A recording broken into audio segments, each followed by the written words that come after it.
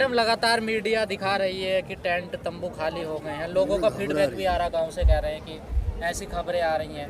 आखिर मकसद क्या है, सरकार या मीडिया क्या दिखाना चाह रही है? सरकार का जो मकसद है और मीडिया का भी जो मकसद है, मीडिया मतलब जो मेन स्ट्रीम मीडिया है या गोदी मीडिया जिसको हम आजकल बोल रहे हैं, उनका मकसद यही है कि आंदोलन ये दिखाना कि आंदोलन खत्म हो गया है। यही मकसद है साफ साफ, क्योंकि वो सच्चाई से डरते हैं। सच्चाई दिखाना उनके बस की बात नहीं है, क्योंकि 7 सालों में उन्होंने जो भी दिखाया है वो सरकार की झूठ ही दिखाई है। तो अब जनता सच बोल रही है तो उसको दिखाने में उनको दिक्कत हो रही है, यही रीजन है और कोई रीजन नहीं है। क्या प्रोपेगेंडा फैलाया जा रहा है? बिल्कुल प्रोपेगेंडा है, ये झूठा प्रोपेगेंडा है। ये जनता की आवाज़ को दबाया जा रहा है, किसान मजदूरों की आवाज़ जो कि पिस रहे थे इतने सालों से, आज वो अपनी आवाज़ उठा रहे हैं, इसीलिए उस आवाज़ को दबाने का ये प्रोपेगेंडा है। मैडम, आप एक आंदोलन में और रही थी जो 100 दिन से भी ज़्यादा चला था और उसका भी कोई नतीजा नहीं निकला।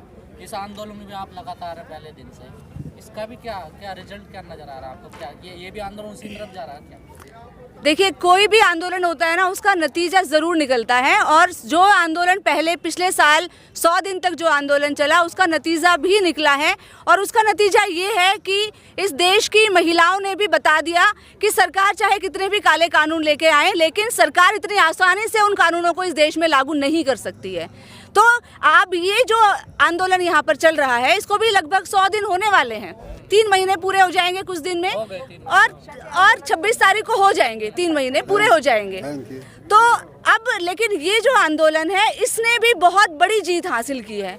सबसे बड़ी जीत हासिल ये की है कि सरकार का जो प्रोपेगेंडा था, धार्मिक प्रोपेगेंडा, सांप्रदायिक प्रोपेगेंडा, उस प्रोपेगेंडे के खिलाफ इस देश की जनता ने उनको मुंह तोड़ जवाब दिया है। तो ये आंदोलन सफल हो चुका है। दूसरा, इस आंदोलन की सफलता का सबसे बड़ा पैमाना जो है वो ये है कि इस देश की सरकारों ने इस देश की जनता को और खासकर नौजवानों को नशे के गर्त में डाला हुआ था, अश्लील फिल्मों के गर्त में डाला हुआ था। लेकिन आज आप देखो, हमारे छात्र नौजवान, आज जिस पंजाब को बदनाम किया जाता था कि पंजाब जो है उड़ रहा है नशे में, लेकिन आज आप देखो पंजाब के नौजवान आज भगत सिंह की बात कर रहे हैं, वो चंद्रशेखर आज़ाद की बात कर रहे हैं, नेताजी सुभाष चंद्र बोस की बात कर रहे हैं। तो आज हमारे देश की जो सांस्कृतिक रीढ़ इन लोगों ने तोड़ने की कोशिश की थी इतने सालों से, आज वो सांस्कृतिक रीढ़ मजबूत होती जा रही है। इस आंदोलन की सबसे बड़ी कामयाबी ये है। तो ये आंदोलन और सबसे बड़ी और भी कामयाब ये आंदोलन होगा, और तीनों कानून रद्द होंगे। सरकार को तीनों कानून रद्द करने पड़ेंगे। रात कुछ ऐसी खबरें आई थी, संजीव बालियान गाँवों में जाते हैं समझाने के लिए, तो वहाँ पर कुछ किसान उनका विरोध करते हैं, तो उन पर जो है उनके साथ में जो उनके लोग हैं सारे करते हैं उनको खामोश करने के लिए, आवाज़ दबाने के लिए। तो किस तरह से देखती हैं कि जबरदस्ती जो है जो लोग आवाज़ उठा रहे हैं विरोध करने की, उनको खामोश करने के लिए इस तरह के हथकंडे अपनाए जा रहे हैं? देखिए, ये लोग हर तरीके के हथकंडे अपनाएंगे, क्योंकि आप लोगों ने इतिहास पढ़ा है, सभी जानते हैं कि हिटलर ने अपनी संसद को ही जला दिया था, अपनी संसद को जलाकर, और उन्होंने कहा था कि ये कम्युनिस्टों ने जलाई है। तो आज ये सरकार भी हिटलर की ही औलादे हैं।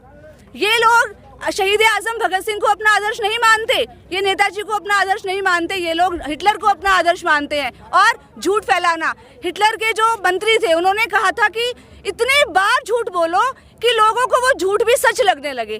तो आज ये वही काम कर रहे हैं, और आंदोलन को बदनाम करने के लिए कुछ भी कर सकते हैं।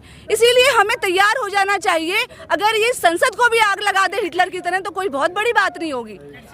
कल बयान आया था, कह रहे थे कि ऐसे लोग अगर इकट्ठा हो जाएंगे तो कोई भी कानून वापस नहीं हो सकता। बिल्कुल ठीक बोला उन्होंने, क्योंकि उनको तो लोगों की भीड़ इकट्ठा करने की आदत है। वो लोग अपनी रैलियों में लोगों को भीड़ इकट्ठी करते हैं, लेकिन यहाँ भीड़ अपने आप ही आ रही है। यहाँ पर तो कोई भीड़, अब मैं यहाँ पर आई हूँ, मुझे तो किसी ने नहीं बुलाया, और यहाँ पर 3 महीने से हम आ रहे हैं लगभग, किसी ने नहीं बुलाया। ये मेरी बहनें हैं, ये खुद आ रही हैं, ये भी हमारी बहन है, ये भी खुद आ रही हैं। तो यहाँ भीड़ करने की बात ही नहीं है, यहाँ तो विचार पैदा हो रहा है। आज कृषि मंत्री जी और मोदी जी सुन लें कि यहाँ भीड़ इकट्ठी हो ही नहीं रही है, यहाँ क्रांति का विचार पैदा हो रहा है और वो विचार ही इनके लिए परेशानी का सबब है। भीड़ कभी क्रांति नहीं लाती है, विचार क्रांति लाता है, और ये क्रांति आएगी। मजदूर किसान इस कानूनों को रद्द करके एक नई क्रांति लेकर आएंगे। मोदी जी कह रहे हैं संसद में आप क्रांति की बात कर रहे हैं, वो कह रहे हैं उनके फोटो लेकर बैठे हुए हैं जो किसी गंभीर मामले में या तो जेल में है या कि कोई ना कोई उनमें ऐसी धारा लगी। इसीलिए तो आज हाई कोर्ट ने दिशा रवि को भी जमानत दे दी है।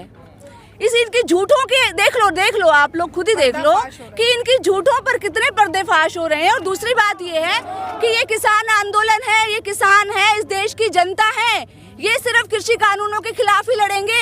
ये किसने इनको अभिशप्त किया है क्या कि सिर्फ कृषि की बात करेंगे? क्या ये पिता नहीं है? क्या ये भाई नहीं है?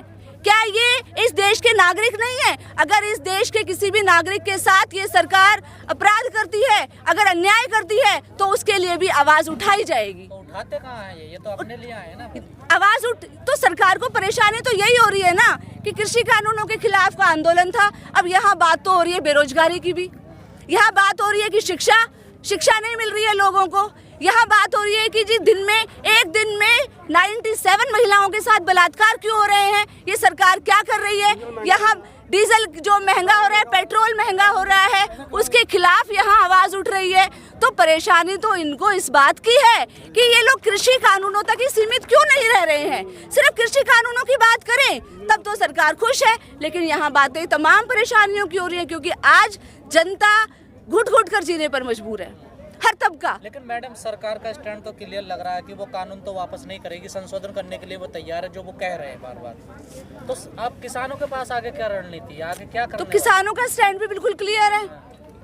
आप स्टैंड बिल्कुल क्लियर है ना? हाँ क्लियर, बिल्कुल क्लियर है कि सही बता दिया था। जब तक तीनों कानून वापस नहीं होते तब तक घर वापसी भी नहीं होती है। बर्बाद नहीं गेहूं आ जाएंगे ना, किसान तो अपनी शहादत दे रहे हैं ना। देखिए शहादत तो हमारी परंपरा है, शहादत हमारे देश की परंपरा है।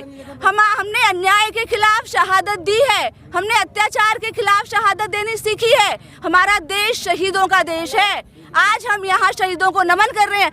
आज शहीद अजीत सिंह जी को आज हम यहाँ नमन कर रहे हैं, उनका दिवस मना रहे हैं। तो हमारे देश में शहीद होने के लिए प्रेरित किया जाता है। अपने देश के लिए हम शहीद होंगे, हमें कोई दिक्कत नहीं है।